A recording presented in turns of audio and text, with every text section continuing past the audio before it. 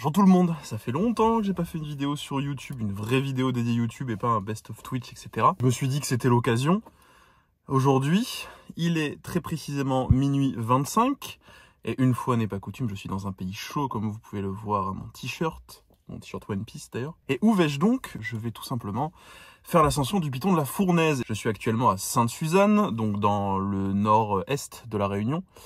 Et j'aimerais faire le lever de soleil au sommet du piton de la Fournaise, donc volcan très actif, un des volcans les plus actifs du monde, volcan très surveillé aussi, qui était en vigilance 1, enfin en éruption, il y a 2 jours. Là, il est repassé en vigilance normale, donc on peut réaccéder, là depuis hier, on peut réaccéder à nouveau à l'enclos. Donc j'y vais de ce pas, et j'ai plus ou moins entre 1h30 et 2 heures de route, afin d'accéder jusqu'au parking du pas de Bellecombe. C'est l'heure d'aller voir ce que ça fait un lever de soleil au sommet d'un volcan sur l'océan Indien.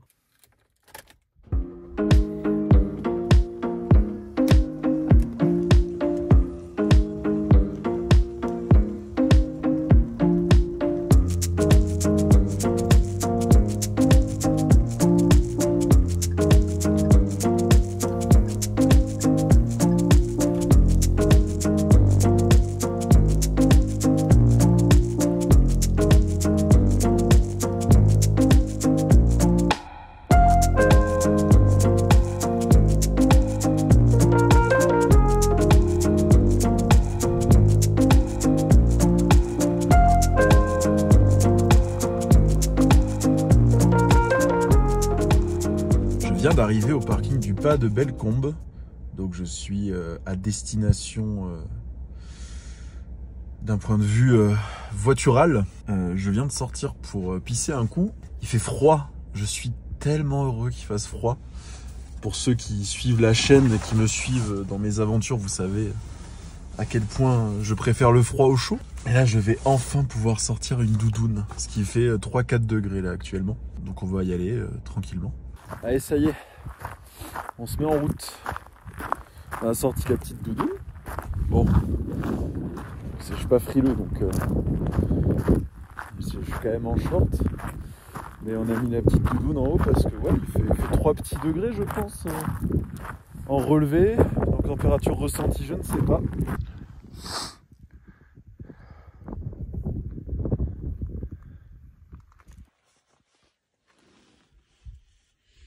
Alors, on est là, et on va là.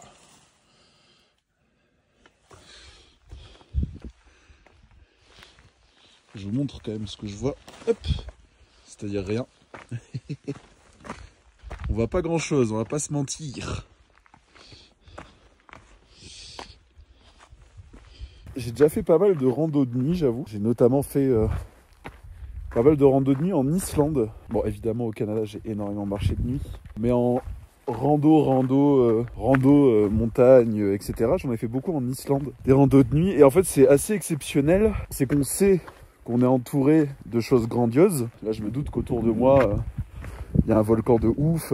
Du coup, ça doit être magnifique. On voit pas plus loin que le rayon de sa lampe frontale. Une dizaine de mètres, voyez-vous. Et donc là, ce qui est cool, c'est que comme on va faire un lever de soleil à la descente, on verra éclairé avec la lumière du matin. Là, on est au départ à proprement parler, j'ai l'impression. Donc, on va regarder à peu près combien de temps on met. On va régler notre montre. Bon, on va se servir de la lunette de plongée. On est bon, à 3000, on est à 2300 mètres du niveau de l'eau. Donc, on ne peut pas vraiment dire que ce soit l'utilisation primaire d'une lunette de plongée, mais ça sert aussi à ça. Donc on va utiliser une petite lunette de plongée pour voir combien de temps on met pour monter. J'ai pas envie de battre un record, je m'en fous. J'ai envie de faire ma montée tranquille, de profiter un peu de la fraîcheur, de profiter d'être tout seul. Là, je suis vraiment tout seul, il n'y a personne. Le principal, c'est d'arriver avant le lever du soleil. Donc ça, normalement, devrait pas y avoir de problème. C'est bon. C'est bon, on a réglé la lunette. C'est parti.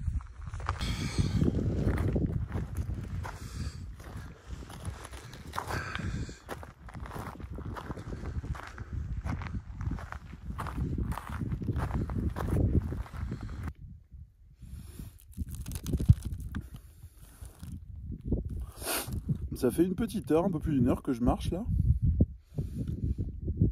Écoutez, c'est vraiment particulier comme rando de nuit du coup à un volcan. C'est très très cool. Très très cool. Ça fait 2 heures que je marche à peu près. Comme prévu et comme c'est prévisible effectivement, puisque c'est un volcan, terrain extrêmement accidenté. Donc difficile pour les chevilles. Ça c'est bon à savoir pour ceux d'entre vous qui se posent la question de la difficulté de cette rando. Ce qui me fait penser, grosse dédicace à Frodon et Sam hein, qui ont fait ça pieds nus en devant être attentifs aux orques et autres Nazgûl. Donc bravo à eux.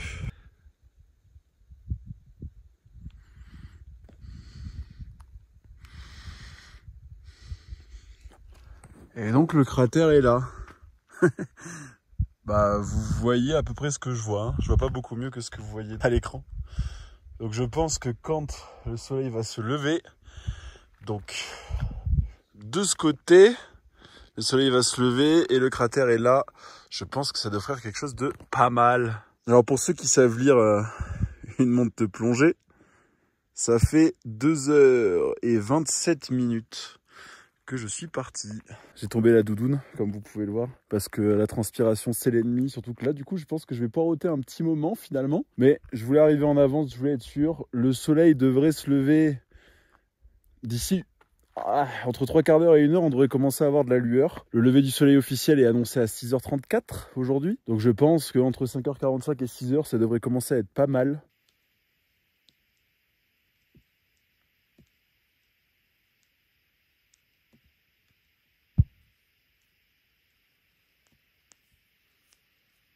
Je commence à distinguer un début, un minuscule début de lumière au loin d'orangé. Donc effectivement on commence, il est quelle heure? Il est 5h20.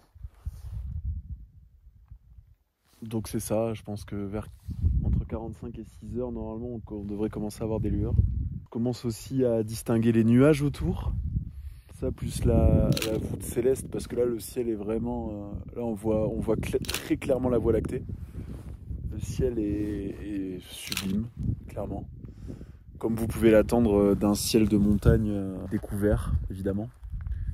J'ai vu 2-3 étoiles filantes passer. Je viens de prendre une photo absolument exceptionnelle. J'en reviens pas qu'un téléphone soit capable de ça. Je vous l'affiche ici. Donc ça c'est ce qu'on voit là maintenant tout de suite. Là, vous commencez un petit peu à voir là, le rougeoyant. Vous commencez un petit peu à le voir en vidéo.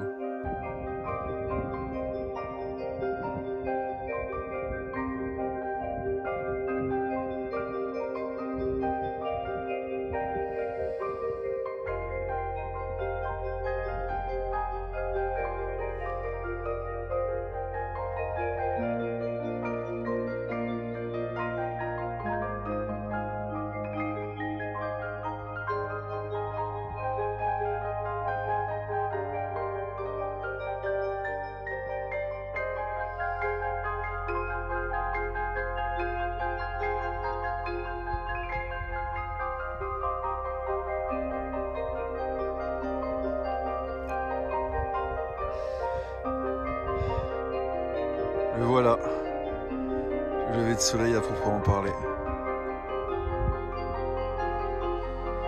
C'est pas mal hein. Et du coup on va pouvoir voir sur quoi on marchait depuis le début. Voilà. Voilà, on voit enfin sur quoi on marchait depuis le début. C'est pas dégueu là. C'est pas dégueu. Expérience exceptionnelle. Franchement, très grand moment. Le fait d'être arrivé un peu en avance, une petite heure en avance, de nuit tout seul, c'est pas mal. Hein. Je conseille. Bien le temps d'apprécier les couleurs qui se lèvent quoi. Donc c'est vraiment cool. Alors effectivement, le cratère qui était derrière tout à l'heure dans le noir. Le voici, le voilà.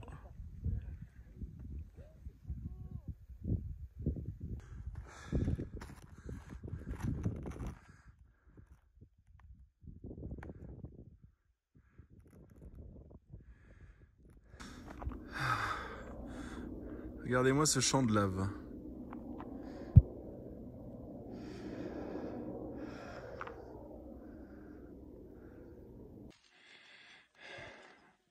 Si je dis pas de conneries, je dois monter ça maintenant. Genre tout en haut. À l'aller, je me suis dit, oh, ça va être dur de le remonter. On y est.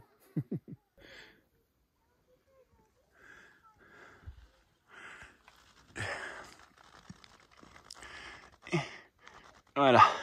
Je suis de retour à la voiture. Eh bien écoutez, les dernières marches, effectivement, c'est pas triste. Hein. Je sais pas exactement combien il y en a ou ce que ça représente. Le Dylan du futur au montage va vous mettre ça. Super expérience. Alors les conseils de Tonton Trekking. C'est une rando qui est un peu difficile physiquement, mais si vous êtes un minimum en forme, ça devrait aller. Vous allez en chier, mais ça devrait aller. C'est surtout une rando qui est extrêmement violente au niveau des chevilles et de la voûte plantaire. Donc c'est une rando en poule, c'est une rando à se tordre les chevilles, etc. Mon gros conseil, c'est de prendre des super chaussettes et des super pompes. Ça c'est mon gros conseil. Autre conseil, prenez évidemment un truc pour vous couvrir parce qu'il fait froid. Surtout la nuit, là il fait chaud par exemple, mais la nuit il fait froid, vraiment. C'est des températures à 3-4 degrés relevées, donc ressenties avec le vent et au sommet là-bas du piton un peu moins. On peut être en négatif, donc couvrez-vous. Prenez potentiellement un deuxième t-shirt parce que vous allez peut-être transpirer pendant la montée. Vous serez content d'avoir un t-shirt sec en arrivant en haut quand vous allez rester statique pendant plusieurs heures pour admirer le spectacle. Sur ce, j'espère que cette petite vidéo vous a plu sur ce lever du soleil au piton de la Fournaise. Je vous invite à me suivre sur Twitch, ça c'est très important parce que c'est là où je fais le plus de trucs en fait. Je fais pas de gaming, etc. Je fais que du stream IRL. D'aventure, tout ça. Donc n'hésitez pas. Et puis je vous dis à bientôt. Ciao.